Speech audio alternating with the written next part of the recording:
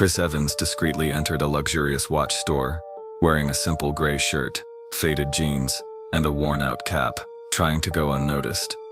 The judgmental glances came quickly, but he remained calm. What he would do next would leave everyone in the store in shock, especially the employee who dared to underestimate him. Before we continue this story, let us know where you're watching from. If you enjoy stories like this, subscribe to the channel because tomorrow we have another special story for you. In the heart of the city, the Orem store stood as a temple of luxury. Its name, derived from the Latin word for gold, perfectly embodied its essence, offering the most exclusive, valuable, and unattainable items. This wasn't merely a commercial space, it was a symbol of status. Even the entrance, with pristine glass doors and golden accents, made anyone hesitate, as if only the chosen few were worthy of stepping inside. The interior didn't disappoint. Marble floors reflected meticulously lit showcases. Majestic watches rested on velvet cushions, each piece appearing more unattainable than the last. Elegantly dressed staff in tailored suits moved silently, ready to serve, but only those they deemed worthy of their time. It was into this environment that Chris stepped, wearing a wrinkled gray shirt, faded jeans, and a worn-out cap. He seemed anything but deserving of the space. Yet he hesitated not, walking slowly, hands in his pockets. His eyes calmly scanned the showcases. He stopped in front of a main display, where a gleaming watch encased in diamonds caught his attention. Its price was discreet but clear enough to separate the curious from the true buyers. One of the staff noticed him, tall, slim, and clad in a suit that likely cost more than a car. He walked toward Chris with calculated steps. His eyes swept over the customer from head to toe, and he suppressed a smirk. "Can I help you?" he said, his tone neutral, but a slightly arched brow betrayed his condescension. Chris looked at him calmly and pointed at the most expensive watch in the display. "I'd like to know more about this watch," he said, his voice calm yet direct. The employee blinked as if he hadn't understood. "This one?" he asked, leaning slightly to confirm Chris was indeed pointing at the priciest model. "That watch costs, well, more than most people can imagine." "I know, I want more details," Chris replied, unbothered. The employee crossed his arms, allowing a faint mocking smile to surface. "Well, I'm not sure it's exactly the type of piece you would be looking for," he said, pausing deliberately. "Perhaps I can show you something more accessible." The disdain was unmistakable. Chris didn't respond immediately, keeping his gaze fixed on the watch. The employee sighed as if dealing with a stubborn child. "This model specifically is a limited edition. Very exclusive. An investment, really. The kind of thing that appeals to a select clientele," he said, flashing a forced smile. "But of course there are other options, something more fitting." Chris finally looked at the employee. "I just want to know about the watch. Can you explain it to me?" he said, his tone as serene as ever. The employee chuckled lightly, shaking his head, not bothering to hide his sarcasm. "Sure, sir. It's made of 18-karat white gold, with diamond inlays, fully automatic, designed by one of Switzerland's finest watchmakers. Only 5 in the world. A true classic, and priced about the same as a small apartment. Would you like to know more?" Chris remained calm, unaffected by the sarcasm. The employee, on the other hand, seemed irritated by his persistence. "Well, as I said, perhaps it's better to look at something more in line with your profile." Chris didn't respond immediately. He turned back to the watch, seemingly ignoring the employee's hostile tone entirely. However, there was something in his posture, a calmness so absolute it felt out of place. He was no ordinary customer, but this went unnoticed by the employee, who appeared to enjoy the situation.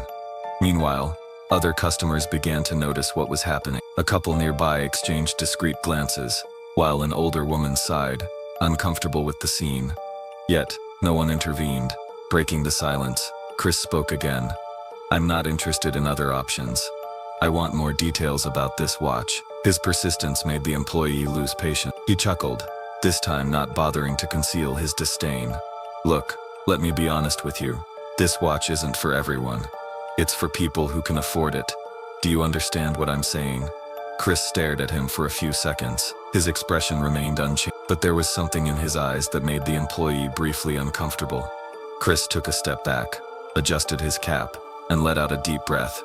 His voice, when he spoke again, was as calm as before, but now carried a firmness no one expected.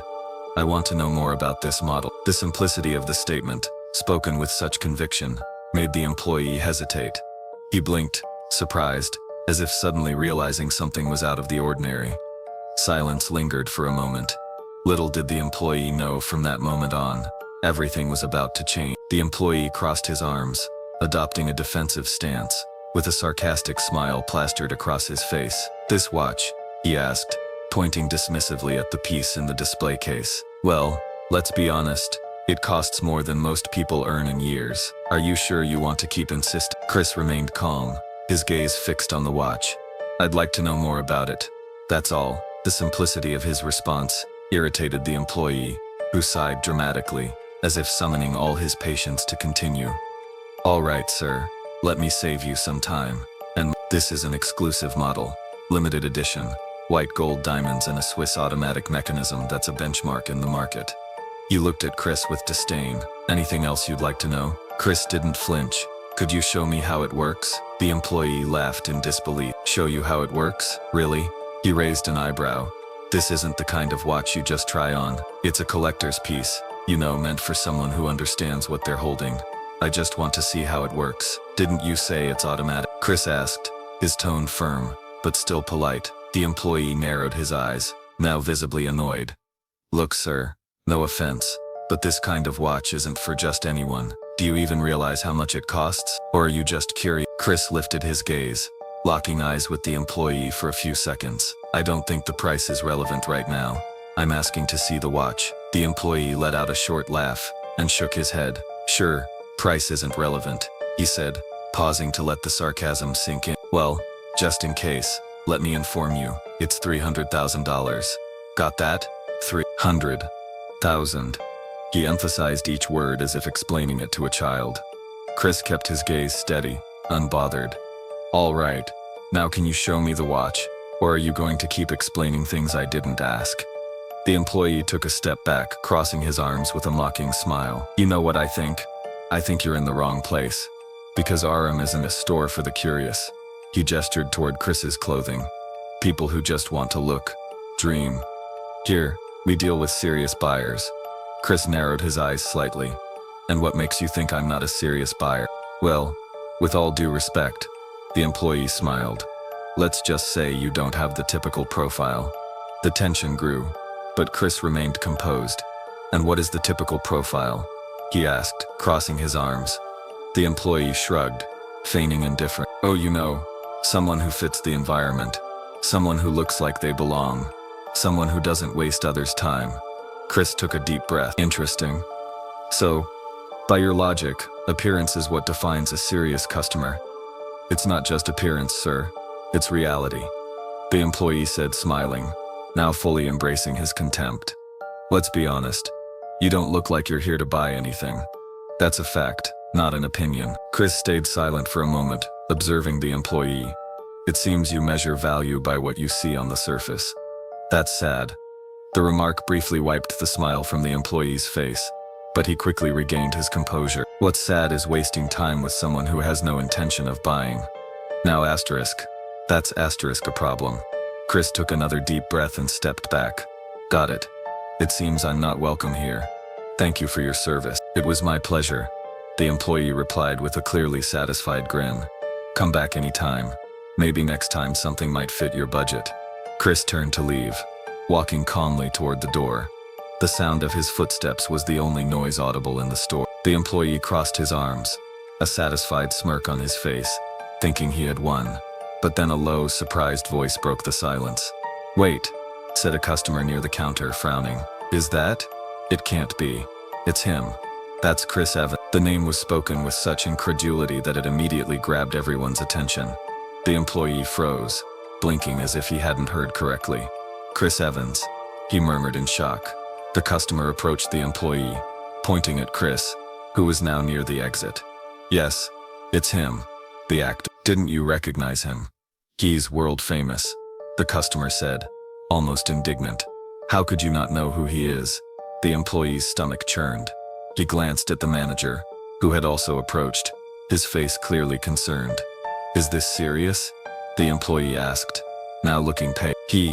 He's really Chris Evans?" The manager simply nodded, disappointed. "Of course he is. And you treated him like that. He's known as one of the kindest and most humble men in the world." The manager shot the employee a stern look. "You just made a monumental mistake." The employee didn't wait another second. He dashed toward the door, his heart racing. Chris was about to open the store's door when he heard hurried footsteps behind him. The employee caught up to him, nearly tripping over his own desperation. "Mr. Evans, wait, please," he said, his voice trembling. Chris stopped and turned slowly, facing the employee with a serene expression loaded with meaning. "Now you're calling me sir?" Chris asked, his voice calm, yet firm. The employee was speechless for a moment, catching his breath. Finally, he managed to stammer. I'm so sorry. I had no idea who you were. I deeply apologize for my behavior. It was unacceptable." Chris raised an eyebrow. "You need to know who I am to treat people with respect. Is that how it works?" The employee turned red, unable to respond. No, of course not, sir. It's just that I was wrong. I'm truly sorry." Chris gave a faint smile, but it was more a smile of disappointment. "This isn't about me. It's about you. Your attitude says more about who you are than any watch you could ever sell." The employee lowered his head, ashamed, as the manager approached, looking equally uncomfortable. The manager tried to intervene, his voice filled with nervousness. "Mr. Evans, I deeply apologize for what happened. I assure you this doesn't reflect our store's standard. Please allow us to make it up to you in some way. Anything you desire. We're at your service." Chris glanced at the manager and then at the employee. He took a step back and adjusted his cap, maintaining the same calm demeanor. "I don't need anything from you. I just wanted to see the watch, and you decided I wasn't worthy of that." He turned his gaze directly to the employee. "Maybe this is a lesson for you. Learn to treat people as they deserve, not as you think they should be." Chris turned toward the door again, but before leaving, he paused one last time. "The problem isn't me. It's who you've chosen to become. Good luck with that." And with that, Chris left, leaving the store in complete silence. The employee stood frozen at the store's entrance, staring at the door as if expecting Chris to come back. But he knew there was nothing else he could do. The manager let out a deep sigh. "I hope it was worth it," he said, casting one last severe look at the employee. "Because you just put our reputation on the line." The employee swallowed hard, feeling the weight of his actions like never before. The atmosphere inside Orem felt frozen after Chris Evans had left. The employee remained near the door, his face pale, his eyes glued to the floor. Every word Chris had spoken echoed in his mind like a relentless bell, reminding him of the colossal mistake he'd just made. The manager sighed deeply, breaking the silence. Running a hand over his face, he turned to the employee with a mixture of disappointment and restrained anger. "Do you have any idea what you've just done?" he asked, his voice low but heavy. Chris Evans, one of the most respected and admired men in the world, walked in here. And you treated him like he was nobody. You embarrassed our store, our brand, and yourself. The employee shook his head, panicking. "I didn't know it was him. He looked so simple. He didn't seem—" The manager raised his hand, cutting the sentence short. "That's no excuse. It doesn't matter who he was. It doesn't matter how he was dressed. You're supposed to treat every customer with the same respect.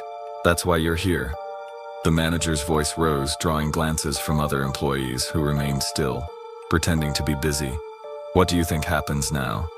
The manager continued. "Do you think he's just going to forget this? He's not just any customer. He's an influential figure. And do you know what he'll say? That he was humiliated in our store?" The employee tried to intervene, his voice faltering. I can try to fix this. Maybe if I do what? Chase after him again? You already did that, and it clearly didn't work." The manager shook his head. "If I were you, I'd start preparing to deal with the consequences." As the manager walked away, the employee stood frozen, feeling exposed and small. His mind replayed every detail of the interaction with Chris, the words he had said, the tone he had used. It all seemed so obvious now, so wrong. "I judged him by his appearance," he thought, his stomach churning. "I didn't stop to listen. I didn't think he could be more than he seemed." He recalled Chris's calm demeanor, the serenity with which he had responded to every rude comment, and felt a lump in his throat. Why hadn't he realized it sooner? Why had he let his own biases speak louder? The employee glanced at his colleagues, but none dared to approach him. He knew he was on his own. The store, which once carried an air of controlled professionalism, now felt heavy. The other employees continued attending to their customers, but there was something different in the atmosphere. It was as if the shadow of what had happened hung over everyone, a silent reminder of the consequences of failing to respect others. One of the employee's colleagues standing nearby shot him a warning glance. No words were needed. The message was clear. You crossed the line. At the end of the shift, the manager called the employee into his office. The small, cold space felt more oppressive than ever. "I'm not going to sugarcoat this," the manager began bluntly. "You made a mistake that could cost this store dearly. This isn't just about Chris Evans. It's about what he represents. The message you sent today is that we only respect people who look wealthy. That goes against everything we're trying to build here." The employee opened his mouth to respond, but the manager raised his hand again. "I'm not interested in your excuses right now. I'm interested in knowing how you're going to learn from this. Because if this happens again, there won't be another conversation. We'll be done." The employee nodded, unable to meet the manager's gaze. "I reflect on it. I promise." The manager sighed. "Reflect quickly, because believe me, this story isn't over yet." As the employee left the office, he passed through the store's glass doors and glanced at the reflection of the luxurious environment around him. Chris's words echoed once more in his mind. Respect shouldn't depend on a name or appearance.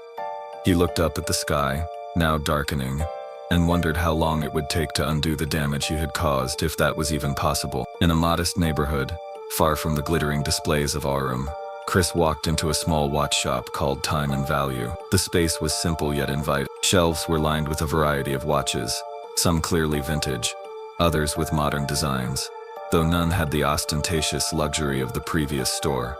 An elderly salesperson with gray hair and round glasses greeted him warmly. "Good afternoon. How can I help you today?" he asked, his tone genuinely friendly. Chris returned the smile, immediately feeling the difference in the atmosphere. "I'm looking for something special, something meaningful." The salesperson nodded, gesturing for Chris to approach the counter. "Then you've come to the right place. The most expensive watch isn't always the one with the story. We have a few unique pieces here. May I suggest one?" "Please," Chris replied. The salesperson pulled out a small pocket watch with a classic, elegant design. It was simple compared to the pieces at Aurum, yet it exuded charm. He opened the cover, revealing a discreet engraving in Latin. "Tempus fugit amor mundi." "Time flies, but love remains. This one is special," the salesperson explained. "It was made to remind us that what matters in life are the moments, not the possessions." Chris held the watch, examining it closely. "This is exactly what I was looking for," he said with a smile. Back at Aurum, the manager called the entire staff for a meeting at the end of the day. He held a note in his hand left by Chris before leaving the store. The manager began reading, his voice firm yet filled with meaning. "Respect is the true luxury. It doesn't matter what you sell, but how you choose to treat people. Maybe it's time to rethink what you value." The silence in the room was deafening. Every word seemed to strike the employee who had treated Chris with such contempt. He avoided meeting the eyes of his colleagues. Shamed, the manager sighed and continued. "This store doesn't thrive on luxury alone. It thrives on reputation. And today, that reputation was tarnished.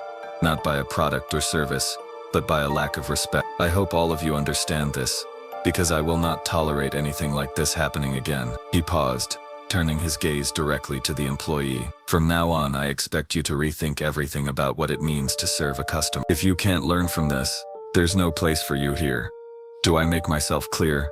The employee nodded slowly, feeling the weight of every word. "Yes, sir. Understood." A few days later, the story had spread. Blogs and social media buzzed with commentary about Chris Evans' interaction at the luxury store and the humility with which he handled the situation. It only enhanced his reputation as one of the most humble and admired celebrities in the world. Meanwhile, at Time and Value, the elderly salesperson noticed the pocket watch he had sold to Chris, featured in a special news segment. He smiled as he recognized the piece, but it was what Chris said in the report that truly moved him. "This watch reminded me that the value of things isn't in their price, but in their meaning. Every time I look at it, I think about how important it is to treat people with respect, no matter where they come from or how they appear. That's the kind of wealth no one can take away from you." Months later, The employee who had mistreated Chris was on a different path. He had left Aram and found a new job at a smaller store, far from the high-pressure environment of his previous role. Now, he made it a point to treat every customer with the respect he had failed to show Chris that day. One day, a customer walked in dressed in simple clothes, and the employee greeted him with a genuine smile, remembering the lesson he had learned. "Welcome. How can I help you today?" He didn't know who the customer was, but that didn't matter anymore. He had finally understood that true luxury lies in how you choose to treat others. The message inspired thousands, but its impact was even more profound on the small luxury store that had rejected Chris. If you enjoyed this story, we have many more that will warm your heart. Click the screen to explore more stories of hope, compassion, and resilience. Months later, the employee who had mistreated Chris was on a different path. He had left Aram and found a new job at a smaller store, far from the high-pressure environment of his previous role. Now, he made it a point to treat every customer with the respect he had failed to show Chris that day. One day, a customer walked in dressed in simple clothes, and the employee greeted him with a genuine smile, remembering the lesson he had learned. "Welcome. How can I help you today?" He didn't know who the customer was, but that didn't matter anymore. He had finally understood that true luxury lies in how you choose to treat others. If you enjoyed this story, we have many more that will warm your heart. Click the screen to explore more stories of hope, compassion, and resilience.